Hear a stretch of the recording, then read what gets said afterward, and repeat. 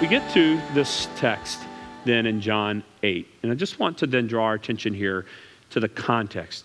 Now remember that this comes from Exodus chapter 3, and what historical event is about to happen in Exodus chapter, right after Exodus chapter 3? What's going to happen? The Exodus, right, yeah. So the Exodus is about to happen. And so what we find is the revelation and the encounter with Yahweh is significant for the liberation of people who are in bondage. That it takes the transcendent work of God to free people from bondage. That's the context. We get to John chapter 8. Jesus said to them, "Therefore I said to you, you will die in your sins, for unless you believe that ego, eimi." In other words, Jesus said to him, unless you believe that I am, you will die in your sins. That's why they said to him again, who do you think you are?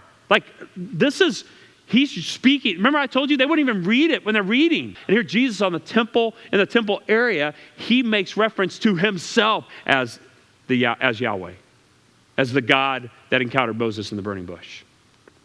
And that's why they don't go, who are you again? This is like, who do you think you are? Who are you? This is antagonistic. This is caustic. And as you work down through the text, remember that Jesus says, you will know the truth will set you free. For the children of Abraham. Oh, really? Because Jesus then invokes the tetragrammaton, which is the sacred name of God revealed to Moses before he set Israel free. It's not a coincidence.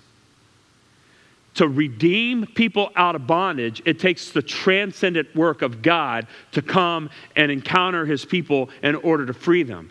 In the case of Egypt, God redeems them, sending Moses, and then ultimately redeems them through the shed blood of the Passover lamb, where the blood of the lamb is put over the door, and God's judgment passes over them, and he brings them out of Egypt through their redemptive work. And now, 1,500 years after that, God, through his son, now comes and is encountering them. Now, not through the burning bush and a prophet of Moses, but God himself. And now, God himself, Yahweh, the great I am, is walking among them. And he now will shed his own blood in order for all who believe in him to be covered, so that all who believe in him will now be redeemed, freed, liberated from bondage. You see the parallel. And I don't think this is coincidence. I don't think it's coincidental that Jesus invokes the tetragrammaton here after the whole discussion about Abraham and slavery all comes up. This is all leading and building to this great moment where Jesus is like, liberation from the bondage to sin comes only through Yahweh, and I'm here. That's what Jesus basically says to him.